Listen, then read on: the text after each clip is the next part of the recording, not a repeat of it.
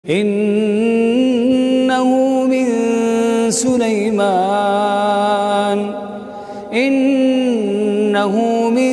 Sulaiman wa innahu bismillahirrahmanirrahim. Asy-syaitanu ya'idukumul faqra wa ya'murukum bil fahsya'. Wallahu ya'idukum maghfiratan minhu wa fadla. Wallahu wasi'un 'alim.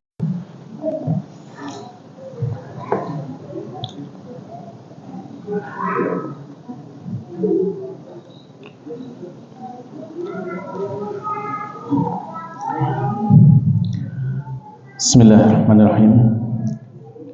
Assalamualaikum warahmatullahi wabarakatuh.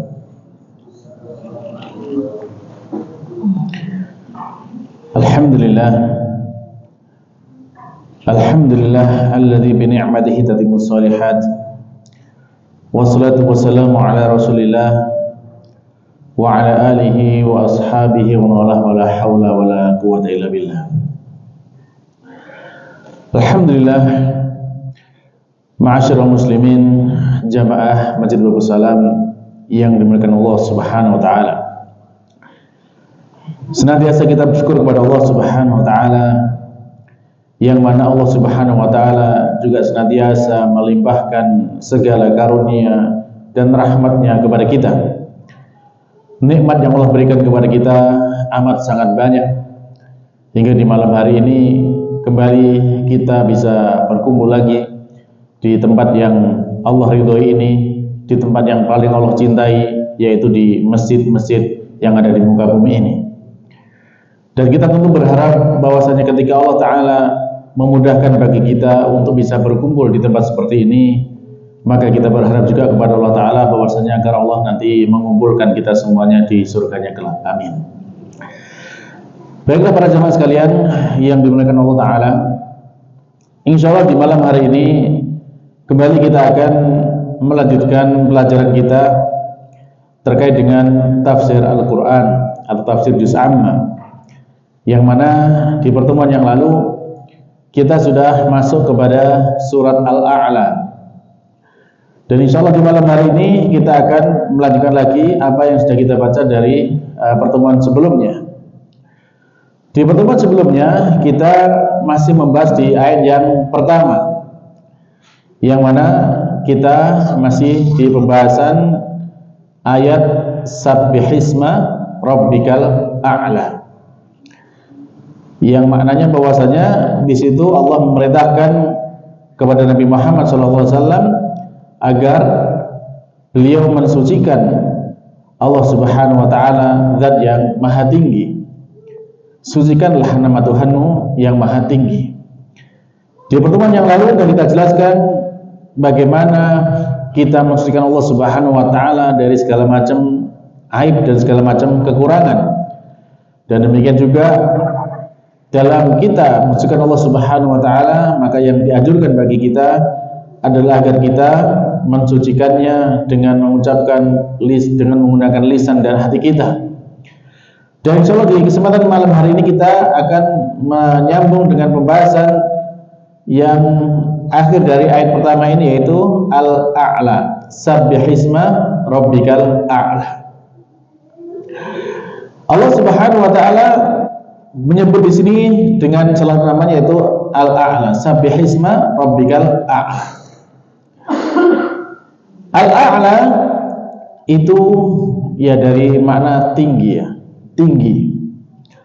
Dan Allah Azza wa Jalla dalam maha tingginya ini memiliki dua macam.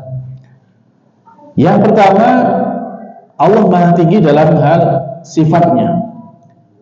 Dalam hal sifatnya Allah maha tinggi. Dan yang kedua, bahwasanya Allah Subhanahu wa taala itu juga maha tinggi dalam zatnya. Adapun ketika Allah Subhanahu wa taala maha tinggi di dalam sifatnya, maka ini menunjukkan bahwasanya sifat-sifat Allah Azza wa Jalla adalah sifat yang paling sempurna, sifat yang paling mulia, sifat yang paling baik. Dan maha tingginya Allah dalam segi zatnya, maka itu menunjukkan bahwasannya Allah Subhanahu wa ta'ala itu berada di atas segala hamba-hambanya. Allah maha tinggi di atas semua makhluknya. Allah maha tinggi bersama di atas arsy-Nya. Sehingga kita selaku hamba, para jamaah, kita selaku hamba ketika kita mengucapkan atau bermunajat atau berdoa, coba jenengan bisa dirasakan masing-masing.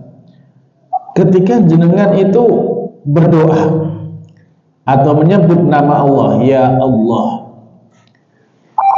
kira-kira jenengan rasakan itu arah panggilan jenengan itu kemana? Ke kanan, ke kiri, ke depan, ke belakang, ke bawah atau ke atas? Ya, kalau kita memanggil nama ya Allah, ya kita akan merasa bahwasanya Allah itu berada di atas kita. Ini secara fitrahnya seperti itu. Bahwasanya ketika kita menyeru nama Allah Subhanahu wa ta'ala, maka ini akan mengarah bahwasanya Allah itu ada di atas. Jadi itu secara fitrah menunjukkan yang demikian. Dan secara nas dalam Quran banyak sekali disebutkan, ada 7 ayat yang menjelaskan bahwasanya Allah itu bersemayam di atas arsy. Sudah kita jelaskan pada pertemuan yang lalu tentang arsy, bagaimana posisi arsy sebagai makhluk terbesar dan Allah berada di atas arsy. Ya, Allah beristiwa di atas arsy. Jadi kalau kita membaca ayat ini, sabbihisma rabbikal a'la, maka kita bisa merasakan, dengan kita memahami ayat ini, kita bisa merasakan bahwasanya Allah itu adalah zat yang maha tinggi sifat-sifatnya. Allah zat yang maha tinggi secara zatnya. Dan sebagai bentuk pengagungan kita kepada Allah Subhanahu yang maha tinggi, maka ketika kita melakukan ibadah sujud dalam sholat, salah satu doa yang diajarkan kepada kita apa? Subhana Rabbiyal A'la. Maha suci Tuhanku, zat yang maha tinggi. Kalau kita renungkan berjamaah, kenapa ketika sujud itu kita dan memuji Allah, mensucikan Allah dengan ketinggiannya? Ini apa demikian? Kalau kita lihat saat kita sujud berjamaah, itu kan selaku hamba, selaku manusia, kita ini berada di posisi yang paling rendah, yang paling hina, yang itu. Kenapa? Karena di saat sujud itulah apa yang selama ini kita banggakan, apa yang selama ini kita tonjolkan dalam diri kita, yaitu wajah kita. Ini kan yang menjadi apa istilahnya? Orang kalau dilihat kan wajahnya dulu kan gitu ya. Yang sering kita tampakkan adalah wajah kita. Bahkan orang sekarang itu senantiasa berusaha bagaimana kelihatan wajahnya glowing gitu ya. Karena apa? Supaya itu bisa dilihat gitu. Nah, maka di saat banyak manusia yang seperti itu, maka kemudian Allah memerintahkan untuk meletakkan muka itu, wajah itu di lantai, di tanah, yang itu posisinya lebih rendah daripada kaki. Dan tentu kalau kita merasa bahwasanya ketika misalkan ada seseorang yang meletakkan telapak kakinya di wajah orang lain, pasti itu bentuk penghinaan. Nah, saat kita sujud, maka itulah kita menghinakan diri kita di hadapan Allah Subhanahu wa ta'ala. Dan pantas ketika itu kita mengucapkan Subhana Rabbiyal A'la. Maha suci Tuhan yang maha tinggi.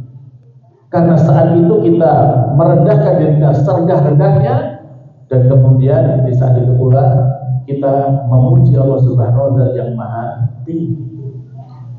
Maka dengan posisi seperti itulah kita untuk dianjurkan saat itu seperti itu dianjurkan berdoa. Karena itu adalah sebagai posisi terdekat seorang hamba kepada Allah Subhanahu wa ta'ala. saat kita menghambakan diri, merendahkan diri dari Allah Ta'ala, maka itulah kita berada dalam kedekatan kepada Allah Subhanahu wa Ta'ala. Jadi saat sujud yang perlu kita rasakan dari diri kita bahwa kita benar-benar merasa rendah, kita benar-benar merasa hina, dan apa yang menjadi simbol kemuliaan kita letakkan di tempat yang rendah, yaitu di tanah atau tempat sujud kita. Makanya dari sini juga kita merasakan kenapa ketika kemudian iblis itu ya dosa terbesarnya adalah ketika dia tidak mau ya disuruh sujud kepada Nabi Adam. Karena tentu ya sujud ini adalah untuk ya merendahkan diri rendah-rendah. Maka kemudian karena iblis merasa dia lebih beda daripada Adam, maka dia tidak mau melakukannya.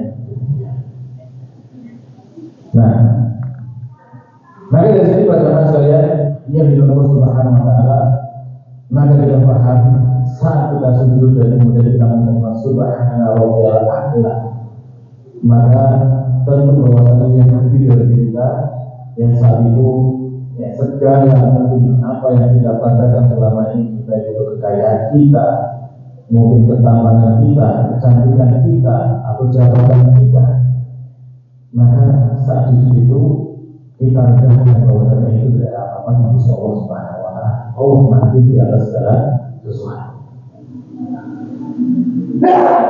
Baik.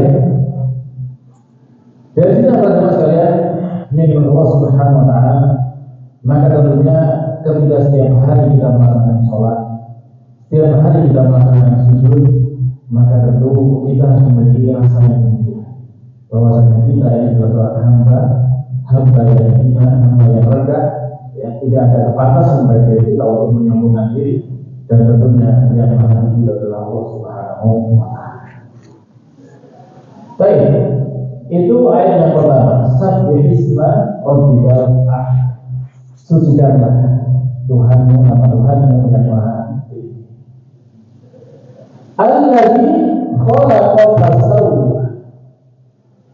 Yang mana Tuhanmu yang maha tinggi itu, dia adalah zat yang khalaqa, yang telah menciptakan. Menciptakan itu maknanya mengadakan dari sesuatu yang sebelumnya belum ada. Itu namanya menciptakan. Maka semua makhluk yang ada di alam semesta ini adalah ciptaan dari Allah Subhanahu wa Ta'ala. Dan semua yang selain Allah Subhanahu wa Ta'ala adalah makhluk dari Allah Subhanahu wa Ta'ala. Semua yang ada ini adalah ciptaan Allah Subhanahu wa Ta'ala. Kullu ma sya'allah wa ta'ala. Jadi semua yang selain daripada Allah atau selain daripada Allah itu adalah makhluk.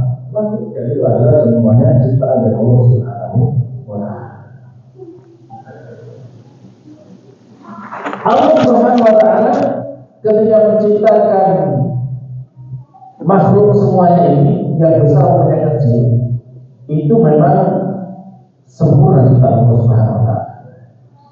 Bahkan ketika Allah menciptakan segala sesuatu ini, ya tidak ada yang bisa mengakhiri terkait dengan ciptaan Allah Subhanahu wa Ta'ala. Saat Allah Subhanahu wa Ta'ala bersama misal yang luar biasa, misalnya di dalam surah Al-Hajj ayat 23.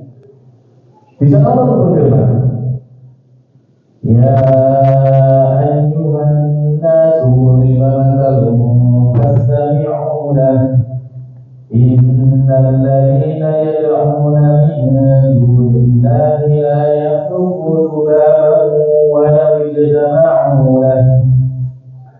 Jadi di dalam ayat tersebut Allah menjelaskan, wahai sekalian manusia, telah dibuat sebuah percontohan, maka perhatikanlah contoh itu. Apa itu? Contohnya, sesungguhnya zat yang disembah selain Allah Subhanahu wa Ta'ala, maka mereka itu tidak bisa menciptakan, selamanya tidak akan bisa menciptakan seekor lalat. Meskipun semuanya itu berkumpul satu dengan yang lain. Coba kalau kita lihat sekarang, apa yang disembah oleh Allah Subhanahu wa Ta'ala? Ada orang yang menyembah, ada yang menyembah bintang, ada yang menyembah gunung, ada yang menyembah laut, ada yang menyembah jin, ada yang menyembah pohon, ada yang menyembah keris dan sebagainya. Ya, kalau itu semua dikumpulkan, semua sembah itu disuruh membuat makhluk yang namanya lalat, kira-kira bisa? Bisa kan? Nggak akan bisa. Bahkan dengan kecanggihan model seperti sekarang ini, ketika manusia sudah semakin canggih sekarang ini, bisa membuat robot segala macam, bahkan dengan teknologi AI dan segala macamnya, itu kalau mereka membuat, ya hanya seperti itu, hanya robot saja. Yang robot itu bisa dijalankan sebagaimana ya makhluk pada aslinya tadi. Karena pada kenyataannya ya masih sangat terbatas. Ya mungkin sekarang sudah semakin canggih dan sudah bisa bergerak, sudah bisa berbicara, sudah bisa apapun yang mereka buat gitu kan. Tapi kalau membuat makhluk yang sempurna seperti lalat aja, ya susah. Lalat itu kan ya dengan segala macam ini apa kecanggihan di dalam penciptaannya itu luar biasa. Bahkan di sana ya lalat itu bisa berbahaya gitu ya. Ya kalau kita selama ini mungkin buat robot kan belum bisa kalau robot dalam manusia. Jadi ya masih jauh dari apa yang mau ciptakan. Dan bahkan semakin canggih itu kalau awal misalnya begini, lan yang berpada kata lan di sini menunjukkan tidak akan bisa selama-lamanya untuk bisa membuat makhluk seperti lalat. Ya, meskipun mereka saling bekerja sama, saling menolong dan yang lainnya, tetap tidak akan bisa membuat makhluk seperti lalat. Bahkan Allah Subhanahu wa Ta'ala menjelaskan kalau sekiranya lalat itu mencuri dari makanan yang mereka miliki aja, mereka tidak bisa mengambil lagi dari laut. Kan namanya manusia ya, bahkan atau mungkin ya sembah-sembah yang ada patung atau yang lainnya itu, ya kalau kemudian lalat juga bisa makan dari makanan sesajen yang diberikan dengan seperti itu, apakah bisa kemudian diambil lagi dari laut atau lalat yang muncul kembalikan lagi? Ya kalau sudah masuk ke perutnya lalat kan tidak bisa. Sudah menjadi kotoran bagi lalat itu. Nah inilah bahwasanya saking sebenarnya ini kan sebuah permisalan yang Allah buat menunjukkan apa? Menunjukkan lalat saja yang seperti itu ya. Dia nggak bisa membuat mau disembah, gitu. Apalagi diciptakan yang bisa daripada lalat, menciptakan manusia, menciptakan manusia tidak akan bisa. Yang ada yang masih menyembah kepada sembah saya Allah Subhanahu wa Ta'ala. Hanya Allah saja yang bisa menciptakan semua. Ya. Semua semua penguasa, semua ya istilahnya orang-orang ilmuwan gitu kan, atau semua insinyur segala macam dikumpulkan, ya tetap tidak akan bisa untuk bisa membuat makhluk yang seperti itu. Nah, baik apa coba? Kemudian Allah Subhanahu wa Ta'ala menjelaskan kepada kita ketika manusia itu tidak bisa atau sesembah-sembah Allah itu tidak bisa menciptakan makhluk yang seperti lalat. Terus siapa yang diciptakan? Ya itu yang diciptakan oleh Allah Subhanahu wa Ta'ala. Terus bagaimana cara Allah Subhanahu wa Ta'ala menciptakan? Maka Allah menciptakan semua hal itu dengan sangat mudah sekali. Cukup dengan satu kata. Apa itu? Kun. Katanya kun bila ya kalau kun Allah katakan jadilah. Ya, kun maka jadilah apa yang Allah katakan. Dan ini Allah jelaskan dalam banyak ayat yang misalkan di dalam Al-Imran ayat 59 menyatakan di sana, ya, inna masalahnya saya kembali ke materi Adam kalau kaum turab maka kalau kun. Jadi permisalan Nabi Isa itu Allah Subhanahu seperti itu. Misalnya Nabi Adam Allah menciptakannya dari tanah, lalu kemudian Allah mengatakan kepadanya kun fayakun, jadilah, maka kemudian jadi. Tidak terkasih yang sering kita dengar Allah juga menjelaskan nama amruhu bila awal saya dari kekurangan kun. Jadi perkara yang Allah Subhanahu wa taala kalau sudah mengendalikan dia, Allah sudah mengatakan kun jadilah, maka jadilah. Jadi itu sangat mudah bagi Allah Subhanahu wa taala. Allah mau menciptakan apapun dan cukup dengan satu kata kun, itu sudah langsung jadi. Ya, itu kalau Allah menghendaki. Baik. Nah, kemudian ketika Allah Subhanahu wa taala selalu pencipta, maka Allah Subhanahu wa taala itu memiliki sifat yang sempurna. Allah kekal, tidak akan binasa. Sementara ciptaan Allah Subhanahu wa taala yang makhluk itu semuanya yang pasti akan binasa. Kalau kita meninggal atau kita mati, ya kita akan masuk ke dalam tanah, kemudian kita akan dimakan oleh anjing dan yang sebagainya di dalam tanah. Kalau kita dibakar pun, dibakar dengan api, kita akan terbang menjadi abu. Nah, dan semua itu ketika sudah hancur semuanya, semua makhluk yang sudah hancur seperti itu, lalu kemudian nanti dari kiamat, bagaimana caranya kalau dari kiamat? Apakah kemudian mereka bisa kembali? Ya tentu sangat bisa. Bagi Allah Subhanahu wa taala mengembalikan itu juga sangat mudah. Jadi hanya dengan satu ucapan saja, satu tiupan, satu teriakan saja, maka semuanya kembali lagi. Ya, dan tentunya mengulang itu lebih mudah daripada menciptakan dari sebelumnya yang tidak ada. Sehingga Allah menyatakan dalam perkataan dia dengan kembali dulu paling nama dia sesuatu wahid faidahu bisail. Ya, ketika Allah Subhanahu wa taala ingin mengembalikan lagi manusia di hari kiamat juga satu ucapan atau satu panggilan saja, maka kemudian mereka sadar kembali. Jadi inilah bahwasanya Allah Subhanahu wa taala adalah Zat yang Maha Kuasa untuk bisa menciptakan segala sesuatu, ya, dan kemudian Allah Subhanahu wa taala mengembalikan kembali juga sangat mudah bagi Allah Subhanahu wa taala menciptakan semua makhluk dan nanti mengumpulkan lagi di hari kiamat. Tidak ada yang sulit bagi Allah Subhanahu wa taala. Tidak ada yang bisa melemahkan Allah Subhanahu wa taala. Baik. Lalu Allah menjelaskan dari allazi khalaqa fasawwa. Allah Zat yang menciptakan dan Allah yang menyempurnakan semua ciptaan. Allah Subhanahu wa taala menciptakan alam semesta ini dengan segala kesempurnaan. Apa yang Allah ciptakan itu semuanya dalam bentuk yang terbaik, dalam kondisi yang paling sesuai, dalam kondisi yang paling sempurna. Kita ambil contoh, kita selaku manusia, maka Allah Subhanahu wa taala menciptakan manusia ini dengan bentuk yang paling sempurna.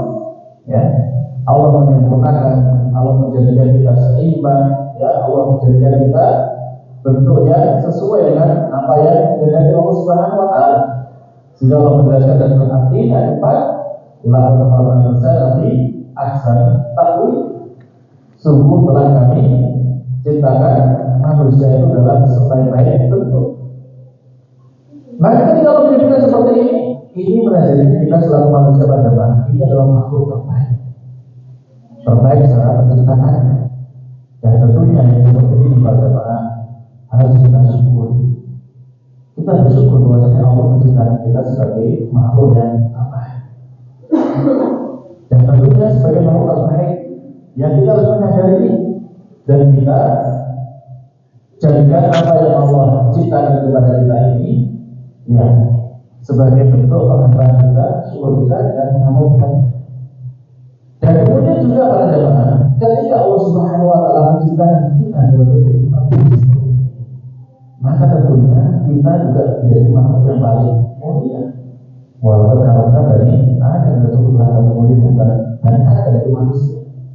Nah, untuk itu maka sebenarnya dari sini juga para jemaah, ya, kalau kita melihat kepada semua makhluk yang lain selain manusia, Ya tentu manusia itu kan sudah dilengkapi dengan akal.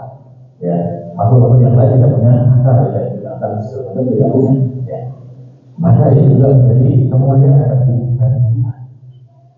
Dan kemudian juga para jemaah, ya ketika kita diberi kemuliaan seperti ini dan kemudian kita bisa ya mengatur apa yang ada di sekitar kita, maka kita lakukan dengan yang terbaik dan kemudian kita jadi orang yang berusaha. Terus apa lagi? Terus kalau kemudian kita ini sudah bentuknya terbaik seperti ini para jemaah, maka tentunya ini juga menjadikan kita tidak perlu kemudian kita merasa takut dengan makhluk-makhluk yang lain yang ya secara kesempurnaan jauh di bawah kita.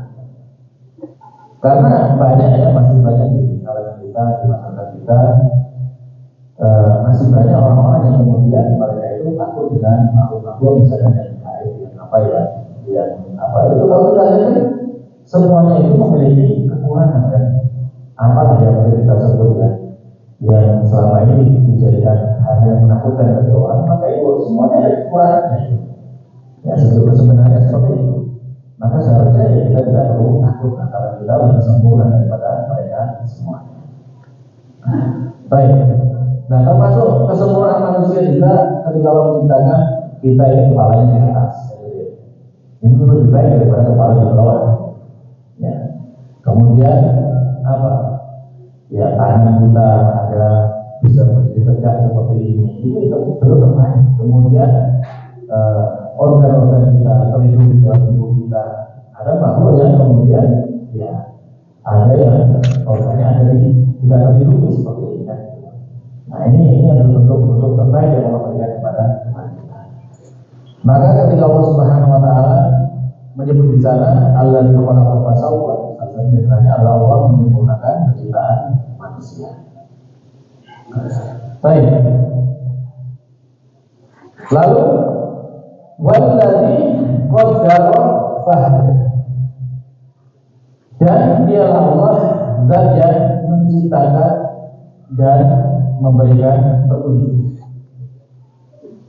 Allah walladzi qaddara fahada. Dan Allah yang menetapkan takdir atau ukuran segala sesuatu dan Allah yang memberikan petunjuk. Allah Subhanahu Wa Taala ketika menciptakan segala sesuatu ini sudah ditetapkan kadarnya masing-masing. Wa khalaqa kulla syai'in faqaddarahu taqdira. Allah telah menciptakan segala sesuatu dan Allah telah menetapkan takdir atau kadar atau ukurannya masing-masing. Dalam surat Al-Qur'an ayat 2. Jadi Allah telah menetapkan kadarnya dari segi keadaannya, dari segi bentuknya, dari segi sifatnya, segala macam itu sudah Allah tetapkan masing-masing semuanya. Bahkan sesama manusia saja itu masing-masing sudah memiliki kadar yang berbeda-beda, apalagi dengan makhluk-makhluk yang lain. Maka semuanya itu adalah sesuai dengan ketetapan Allah dan sesuai dengan takdir Allah Subhanahu Wa Taala. Lalu kemudian Allah memberikan petunjuk kepada semua yang Allah ciptakan. Maka petunjuk di sini ini mencakup dua macam petunjuk. Ada petunjuk syar'iyyah dan ada petunjuk kauniyah. Petunjuk kauniyah itu seperti apa? Petunjuk kauniyah itu ketika Allah Subhanahu Wa Taala memberikan petunjuk kepada semua makhluknya terhadap apa yang menjadi kebutuhannya.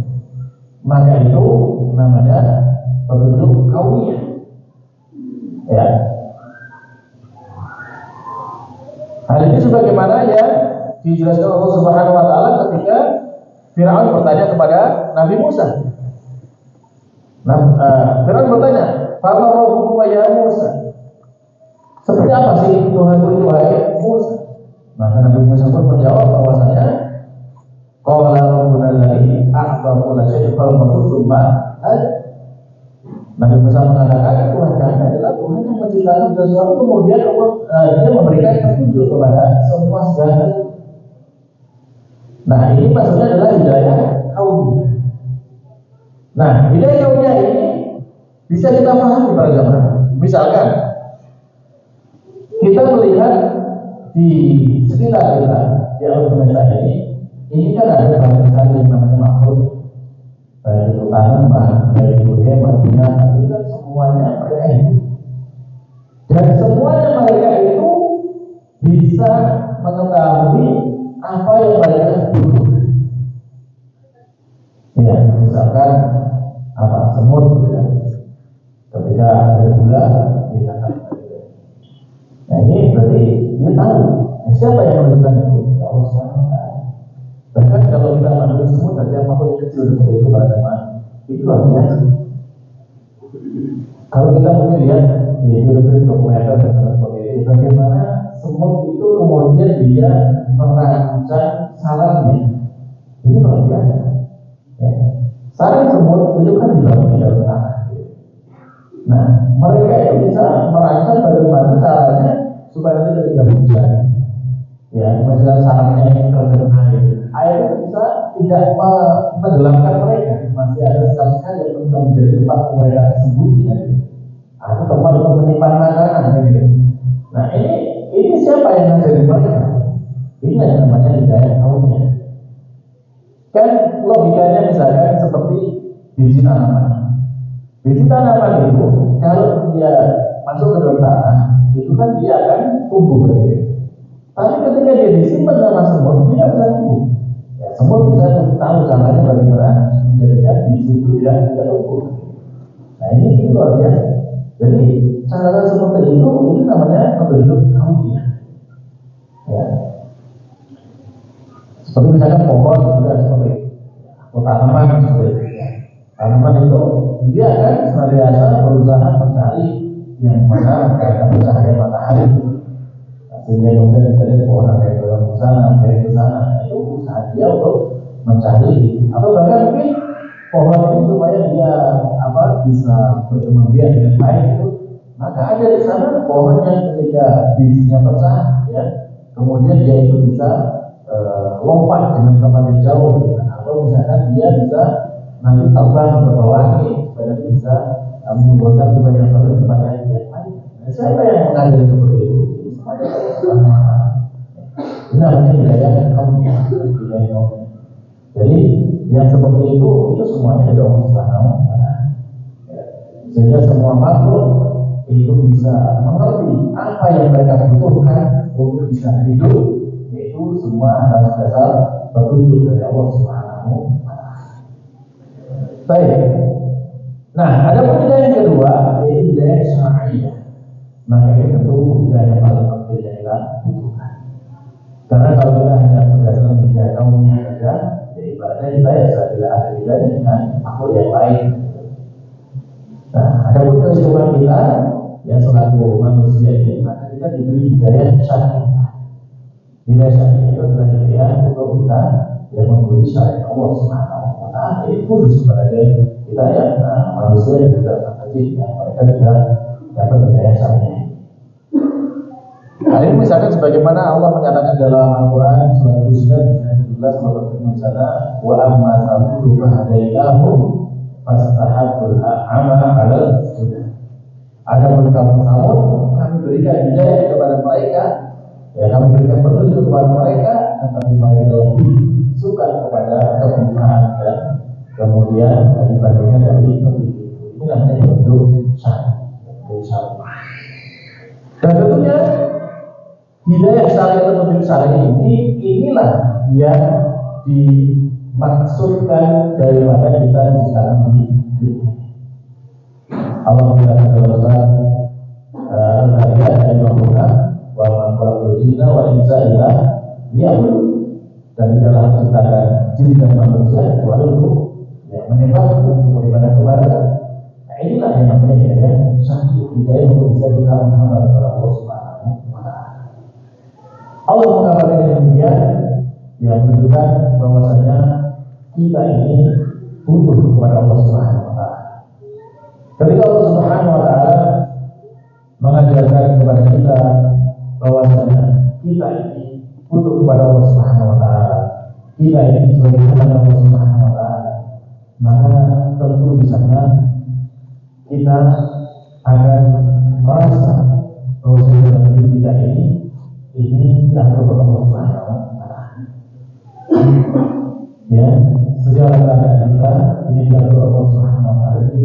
ridho kepada Allah Subhanahu wa taala dan diberikan keselamatan. Kita mohon kepada Allah Subhanahu wa taala dan diberikan kesehatan. Kita sadarkan segala urusan kita kepada Allah Subhanahu wa taala karena memang Allah lah yang bisa mengatur dan bisa mengurus segala aktivitas. Di saat sakit misalkan seperti itu, ya tentu kita perlu berobat. Tapi apakah kemudian kita menyandarkan kesembuhan kepada Allah? Ya tentunya tidak. Obat adalah wasilah. Ada yang obat adalah Allah Subhanahu wa taala. Karena ada jadi pada orang yang sakitnya sama, diberi obat yang sama, satunya sembuh, satunya wafat. Betul? Ada? Ya, ada. Makanya itu kita menunjukkan adalah Allah Subhanahu wa taala. Atau berobat itu adalah sebagai wasilah, sarana yang kita gunakan untuk mengatakan kesembuhan Allah Subhanahu wa taala. Dan demikian juga dalam hal rezeki jangan seperti itu. Rezeki ini sudah Allah tetapkan sejak dalam kandungan umur harus 20 hari sudah ditetapkan rezekinya masing-masing.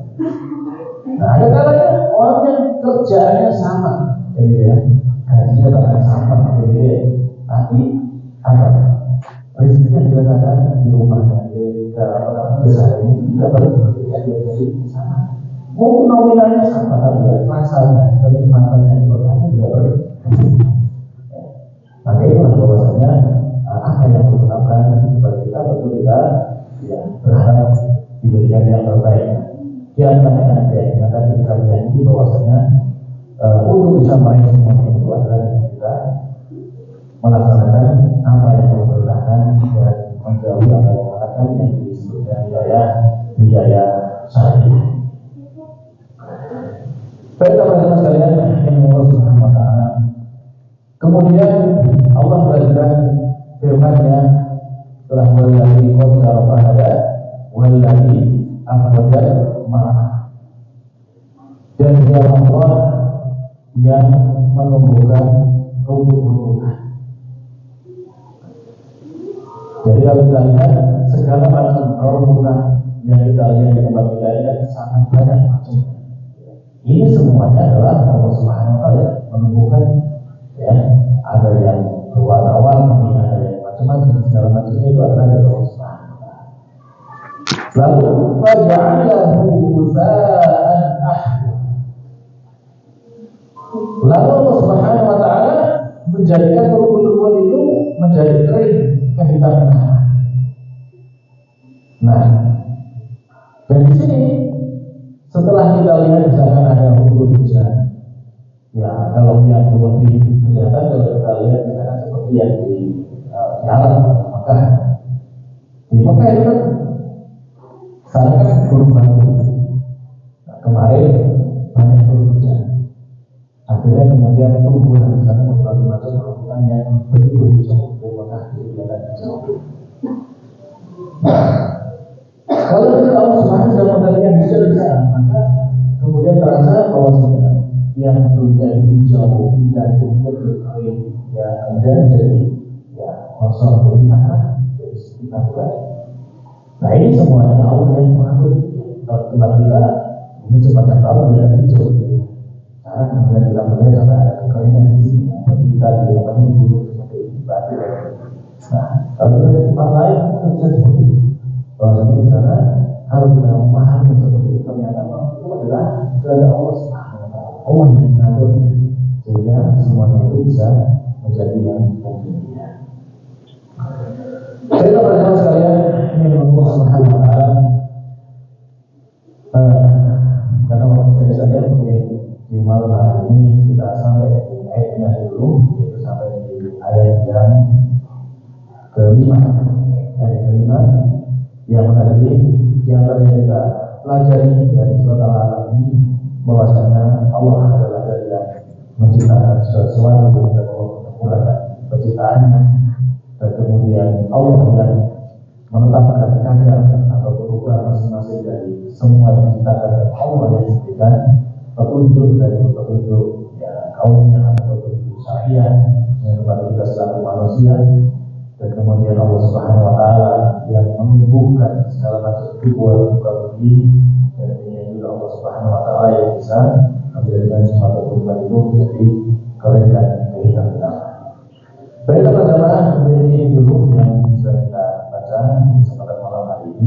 semoga dari sini kita bisa menambah tambahan ilmu dan tambahan iman, dan semoga Allah Subhanahu wa taala menjadikan ilmu ini bermanfaat bagi kita semuanya dan menjadikan sebab kebaikan kita semuanya di dunia dan di akhirat. Amin. Dan kita akhiri subhanallah wa bihamdihi asyhadu an la ilaha illa anta astaghfiruka wa atubu ilaik. Wassalamualaikum warahmatullahi wabarakatuh. الشيطان يعدكم الفقر ويأمركم بالفحشاء والله يعدكم مغفرة منه وفضلا والله واسع عليم